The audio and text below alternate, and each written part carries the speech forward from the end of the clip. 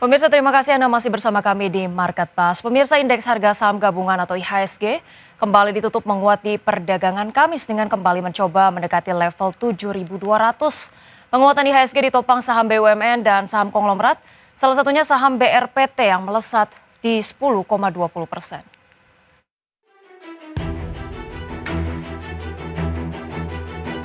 Indeks harga saham gabungan ditutup menguat 0,34% ke level 7.166,98 di akhir perdagangan Kamis.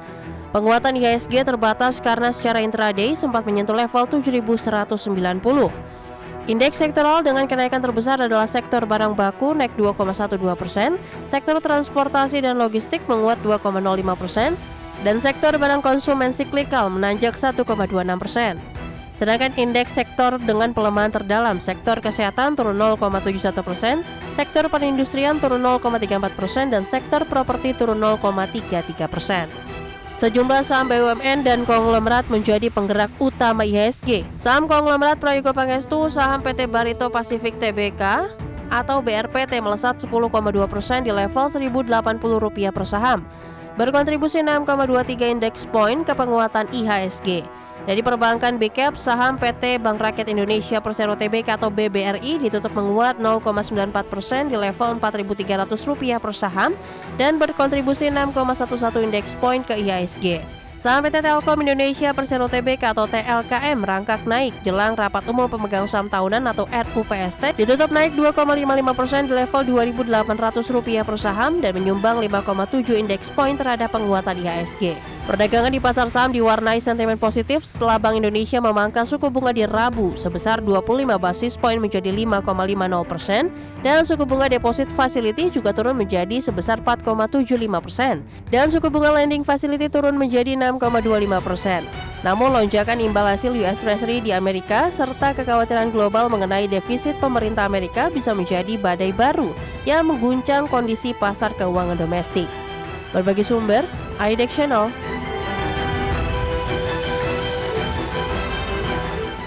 Dan pemirsa, kami hadirkan rekapan bagaimana penutupan perdagangan kemarin ke dalam market spotlight berikut ini.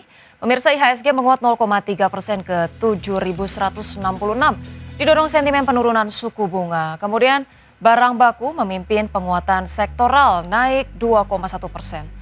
Saham Barito Pacific atau BRPT menjadi penopang IHSG naik 10,2% ke 1.080.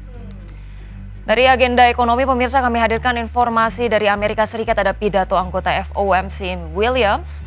Kemudian dari Kanada ada penjualan retail, Inggris penjualan retail, China penanaman modal asing, Jepang indeks harga konsumen, Singapura indeks harga konsumen, dan Indonesia data terkait uang beredar.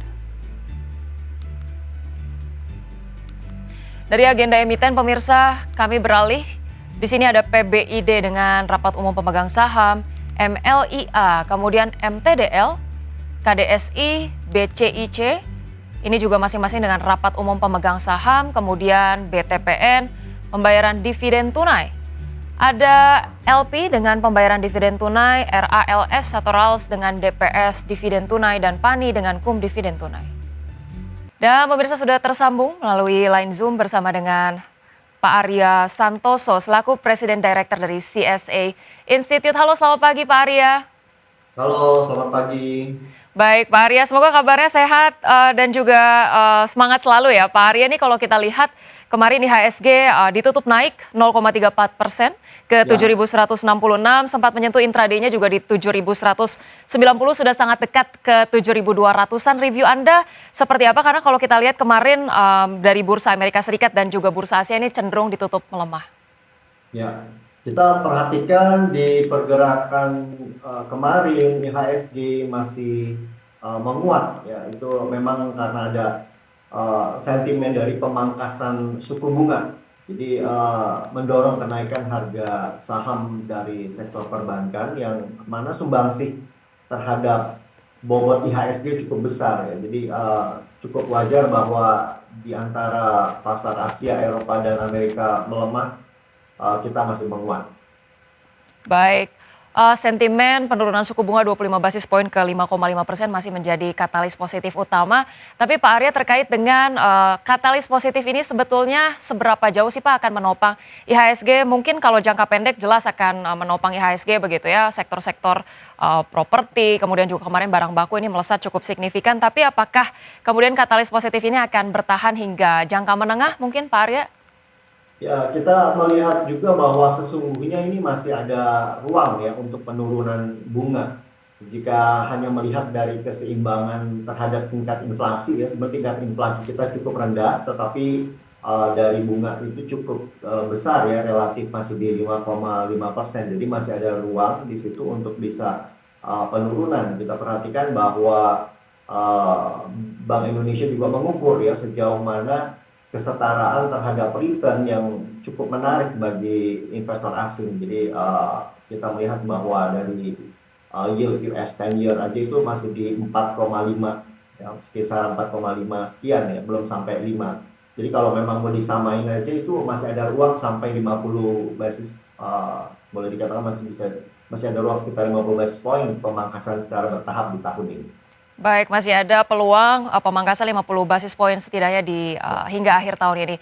Tapi Pak Arya kalau kita lihat sendiri sebetulnya kan The Fed sendiri belum menurunkan suku bunga ya Pak. Terus kemudian kalau kita lihat data dari yield US Treasury yang melonjak juga, apakah kemudian menurut Pak Arya keputusan Bank Indonesia kemarin untuk menurunkan suku bunga ini terlalu agresif melihat The Fed sendiri masih cenderung wait and see, dan apakah kemudian ada potensi tekanan lebih lanjut terhadap rupiah atau obligasi negara kita Pak? Ya, kalau kita perhatikan kalau memang Amerika itu yieldnya melonjak, kalau kita lihat dari 5 tahun terakhir ya, dari di bawah 1, kemudian sekarang yieldnya udah di 4,5 ya, lebih dari 4,5%. Dengan melonjaknya yield itu sebenarnya menandakan terjadinya outflow ya, boleh dikatakan pelemahan terhadap harga US 10 year bond-nya. Nah, sehingga Bank Indonesia juga mengambil langkah untuk melakukan pemangkasan suku bunga, itu mengimbangi sebenarnya dengan risiko outflow yang mungkin terjadi ya. Jadi kalau kita lihat bahwa bunga di Indonesia juga dipertahankan cukup tinggi supaya tidak terjadi outflow. Kalau dikatakan terlalu agresif untuk memangkas suku bunga sebenarnya sudah dipertimbangkan keseimbangannya karena masih ada ruang ya. Kita boleh dikatakan tidak terlalu agresif, cukup berhati-hati, dan Bank Indonesia tidak terburu-buru ya untuk memangkas suku bunga. Baik, pemangkasan suku bunga masih relatif di zona yang aman. Tapi kalau kita lihat sendiri Pak Arya terkait dengan bagaimana kemudian dinamika perang tarif antara Amerika Serikat dan China juga saat ini memang masih mereda dan juga masih cenderung wait and see.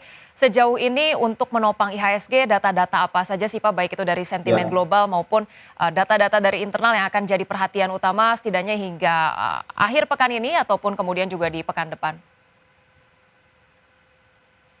Ya, kita perhatikan bahwa kalau dampaknya juga ke Indonesia, ya harga dari bonds, penguatan rupiah, kita melihat juga sekarang sudah terjadi ya setelah pemangkasan suku bunga. Jadi dalam jangka pendek juga tidak terjadi outflow, boleh dikatakan cukup stabil. Kita melihat bahwa dari sektor real juga menyusul ya, dari pergerakan kita lihat juga sudah mulai positif, sudah ada inflow dari earning season juga cukup baik. Jadi sampai akhir pekan ini yang boleh dikatakan kita udah cukup dekat ya, udah hari Jumat ya, jadi boleh dikatakan ini penutupan di pekan ini masih cukup positif, dan saya rasa masih bisa bertahan dengan di teritori positif ya, walaupun seperti biasanya kalau di akhir pekan agak melemah. Baik, proyeksinya masih positif untuk IHSG setidaknya untuk penutupan perdagangan di hari ini diiringi dengan data dari Netbuy yang cukup positif. Baik, Pak Arya, kita akan sedikit bahas terkait dengan BRPT, saham yang melesat sangat signifikan 10,2% ya kemarin. Apakah kemudian Anda melihat ini menjadi euforia jangka pendek atau ada fundamental, sebetulnya katalis positif utamanya apa sih Pak?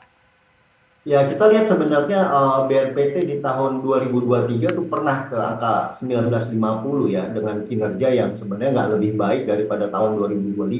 Di 2025 di kuartal 1 itu boleh dikatakan bottom line earning cukup positif, dan peningkatannya juga berkali-kali lipat dibanding tahun 2024 ya. Jadi boleh kita katakan bahwa ini sentimen positifnya, bagaimana earningnya bisa terjadi growth yang cukup baik ya. Tapi ya walaupun demikian kita perlu waspadai juga ya untuk para investor untuk tetap memperhatikan risk manajemennya, antisipasi terhadap kondisi cash flow yang masih negatif. Ya. Jadi boleh dikatakan walaupun didukung dengan earning yang bertumbuh ya dengan agresif, tetapi kondisi cash flow-nya juga boleh diperhatikan ya untuk diwaspadai.